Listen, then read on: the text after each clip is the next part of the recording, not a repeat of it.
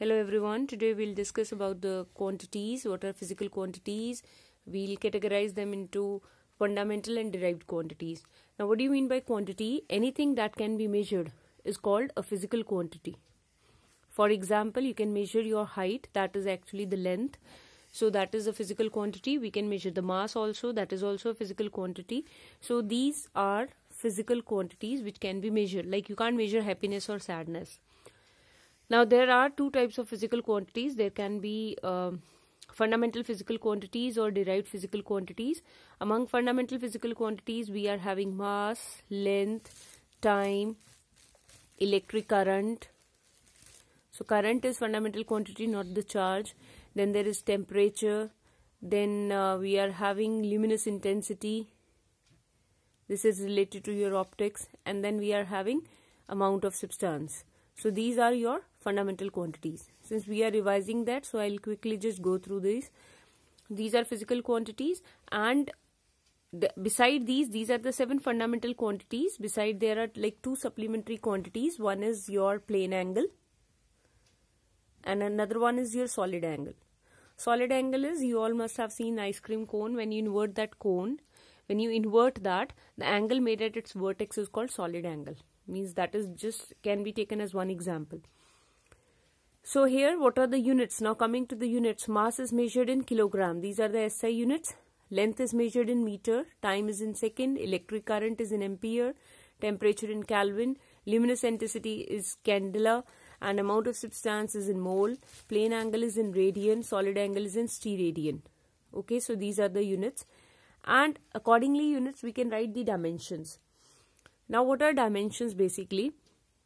Like dimensions represent which fundamental quantity is present in the given quantity and by how much amount. How it will be clear, like for example for mass we always write dimensions in square brackets, generally in square brackets. For mass it is m. For length it is just L. L means L raised to power 1. M means M raised to power 1. For time it is T. For electric current it is A. For temperature it is K. For luminous intensity it is CD. For amount of substance it is MOL. Okay, so these are the dimensions. Plane angle is dimensionless. Okay, even the solid angle. So these are the dimensions of 7 fundamental quantities. Now how can we write dimensions for speed or velocity? Like for example, if I have to write dimensions for volume. See, volume can be written as length into breadth into height. Length, it has dimension of length. Breadth, that is also kind of length, so it has dimension L. Height is also kind of length, it has dimension L. So dimensions will be L cube, L1 plus 1 plus 1, L3. So we can write that volume is having 3 dimensions in length. Similarly, if you want to write density, density will be mass divided by volume. So mass has dimension M, volume has dimension, just now we have calculated L cube. So density has dimension M raised to power 1, that is M, L raised to power minus 3. So density is having dimensions ML minus 3. Now coming to suppose pressure. Pressure is force over area. So before that you need the dimensions of force also. So before force, like we'll start from basic quantities, velocity. Okay, I'm not moving to pressure first. Velocity. Velocity is distance divided by time. Distance has dimension L divided by time T. So dimensions of velocity will be Lt minus 1. Because this T will come in numerator, so T minus 1. Then if we want to write acceleration, that is change in velocity over time taken. Now see, when velocity is say 30, it has changed to 50. So what is the change? That is 20. And you can say it is 20 meter per second. Change will remain in the same units. So whatever be the dimensions of velocity, they will be the dimensions of change in velocity. So change in velocity is Lt minus 1 divided by time further. So it will be Lt minus 2. So these are the dimensions of acceleration. Similarly, find the dimensions of force. So force is having dimensions mass into acceleration. We know this is the formula for force. So it is M1 for mass. Acceleration it is L1 T minus 2. We can write 1 here. It is our wish, or simply you can write ML T minus 2. These are the dimensions of force. Now you can write dimensions for pressure, that is force upon area. So it is M1 L1 T minus 2 for force divided by area, that is length into breadth, so L2. So for pressure it is M1 L minus 1, t raised to power minus 2. Okay, so this is how we can find dimensions for any of the derived quantities. There are certain quantities which are having no dimensions. They are called dimensionless quantities. Certain quantities, like we can categorize physical quantities into types. Like there can be dimensional constants. Like your capital G, gravitational constant. It is having dimensions, but it is having constant value. So it is dimensional constant. Then there can be dimensionless constant. Dimensionless constants are like all the numbers. They are dimensionless constants. 1, 2, 3, pi, e. These all are numbers. They are having no dimensions and they are constant. Then there can be dimensional variable. Dimensional variable, like which vary and having dimensions. So there are a number of quantities like velocity, mass, length, volume, pressure. They all are having dimensions and they all vary. Then there are dimensionless variables. No dimensions, but still they vary. Like there can be angle. The value of angle is having no dimensions, but angle can have different values. Similarly, there can be strain. You all have done this quantity now. Change in length over original length. It varies, but it is having no dimensions. Refractive index, you have done in class 10th also. So it is different for different materials, but it is having no dimensions. So like this, there are a number of quantities having no dimensions, but they are variable. Okay, so this is all about dimensions. Now coming to your dimensional analysis. Now see, dimensions kya hogi? What are dimensions? Like if I write force is m1 L1 t minus 2. Okay, this thing is called dimensional formula of the force. When I equate this formula with the quantity, then it is called dimensional equation. And these powers, these are called the dimensions.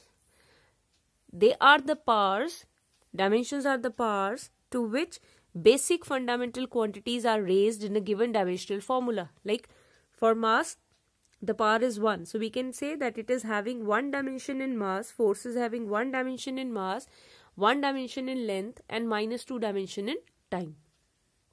Okay, so this is called dimensions. Now there are like number of applications of dimensional analysis. Whatever dimensions we do, what are the number of applications? Then we can discuss questions based upon that. First is to check the correctness of equation. Now suppose if I am writing the equation V is equals to U plus AT, you all know that this is the correct equation. Now dimensionally we will check. So we'll find the dimensions on left hand side. That should be equal to dimension of each term on the right hand side. For example, find dimensions of this. This is velocity, initial velocity, final velocity, whatever be the velocity, dimensions remain same. So dimensions on left hand side is this. Now let us see what are the dimensions of each and every term on the right hand side. Now this is initial velocity, same dimensions. So what about AT? Acceleration is having dimension LT minus 2. This is T is time, so it is having dimension T. So when you will solve it, it is having dimension L T raised to power minus 1. Minus 2 plus 1, that is minus 1. See, U is having this dimension, AT is having this dimensions. So both the terms on right hand side are having the same dimensions as the term on left hand side. It means this equation is dimensionally correct. But sometimes there are the equations which are dimensionally correct, but they are not actually correct. For example, now you all know formula for kinetic energy is half mv square, but if I write kinetic energy is mgh, this is energy. Energy is having same dimension as work done, m1 L2 t minus 2. On the left hand side, these are the dimensions. And when you calculate dimensions on right hand side, they will be same because this is potential energy. So all the energies are having same dimension, but this is not the formula for kinetic energy. Dimensionally, it is showing that the equation is correct, but actually the equation is not correct. Okay, so this is one of the limitation. If the equation is dimensionally incorrect, then we can guarantee that that equation doesn't exist. But if any equation is dimensionally correct, then it may or may not be physically correct. Correct? So we can check the correctness of the equation, whether it is correct or incorrect. See, if the dimensions are not equal, then it is for sure that equation doesn't exist. Moreover, we can use this thing like suppose if it is given, force is given by a x square plus b t. Find the dimensions of a and b. Given that this equation is dimensionally correct, then dimensions of each term on left hand side is equal to dimension of each term on right hand side. Now if this equation is correct, we have to find out dimensions of a, dimensions of b. Okay, so if this equation is correct, then dimensions of f is equal to dimensions of ax square. So what are dimensions of f? m1 l1 t minus 2. And dimensions of a we don't know, but what are the dimensions of x? It is given, it is distance, it is l square. So for a, dimensional formula will be m1 l1 t minus 2 divided by l square. So from here we can find dimensions of a by solving it. Similarly, compare dimensions of f and bt. We can find the value of b, means dimensions of b. So this kind of equations, this kind of questions can come from dimensional analysis. Another thing from dimensional analysis, like to derive a particular relation. For example, it is given that centripetal force depends upon mass, it depends upon velocity, it depends upon radius of the circle in which the object revolves. Now we don't know how it depends upon this, so we in general will take, suppose it is proportional to m raised to power a, v raised to power b, r raised to power c. You can interchange a, b, c. Now removing proportionality, we'll put a constant.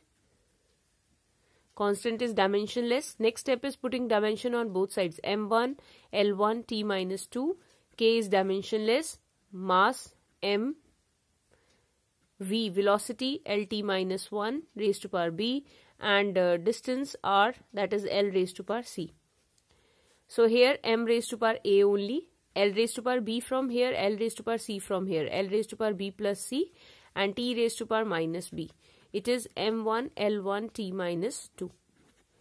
Now since this equation is equal, it means dimension of each fundamental quantity on left hand side is equal to dimensions on right hand side, means a is equal to 1, b plus c is equal to 1, and minus b is equal to minus 2. A is equal to 1, you got it from here. Similarly, b is equal to 2. And when we put this 2 over here, 2 plus c is equal to 1. So c is equal to minus 1.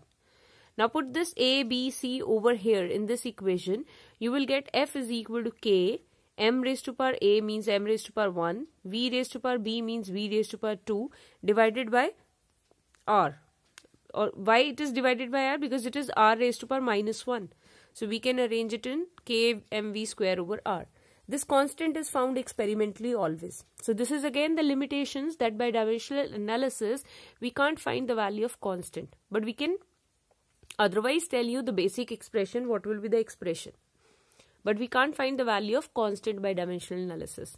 And we can't derive the relations which contains plus minus sign, ut plus half at square, like this. So we can't derive such relations. We can't derive the relation which include a constant like angle, or which includes strain. So you can't derive such kind of relations. Okay, so these are the limitations of dimensional analysis. But like you have done Stokes' law and all, terminal velocity, not terminal velocity, critical velocity, you have done that derivation also by this method only. Fine. Now there is last use of dimensional analysis to convert one system of unit into other. For that, either you can use dimensional analysis or you can simply convert SI to CGS system if you know the relation. Otherwise, to convert, we'll use this Q is equal to N1 U1 is equal to N2 U2. We will use this concept. Remember, if you remember, this is physical quantity multiplied by unit.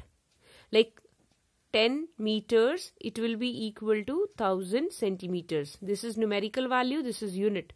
This is numerical value, this is unit. So even if you change system of units, numerical value will change. Meter to centimeter, if we are going 10 to 1000, it is changing. Okay. If the unit is higher, numerical value will be less. Like if you write it in kilometers, N1 further reduces. So we will use this concept. For example, now you know like units of, after doing the whole syllabus, now you know that unit of force in SI system they are Newton and in CGS system they are dyne. So convert 1 Newton into dyne or find the relation between Newton and dyne. We want to find the relation for force. So first write the dimensional formula for force, M1 L1 T minus 2. This is dimensional formula. Now we have to move from SI system. Dyne is the units in CGS system. In SI system, we have taken mass M1 as 1 kg, length L1 as 1 meter, time T1 as 1 seconds. And in CGS system, M2 is 1 gram, L2 is 1 centimeter, T2 is 1 second. Correct. So here, because second doesn't change, then we'll use this. N1 U1 is equal to N2 U2. Means 1 Newton. 1 Newton means M1 L1 T1 raised to power 1 minus 2. Okay, it is equal to, we don't know what is the value in CGS system, say that is N, and inside the bracket it is M2 raised to power 1, L2 raised to power 1, T2 minus 2. Okay, so N, to calculate N, taking this term on other side, it is M1 over M2, L1 over L2, T1 over T2 raised to power minus 2. Now put the value of M1, M2. Like M1 is, I am solving it here, like M1 is 1 kg, means 1000 grams divided by 1 gram. Gram get cancelled. Then L1 over L2. L1 is 1 meter, that is 100 centimeter over centimeter, this get cancelled. And then this is 1 second over 1 second, this is getting cancelled, raised to power minus 2. So it is, N comes out to be 10 raised to power 5.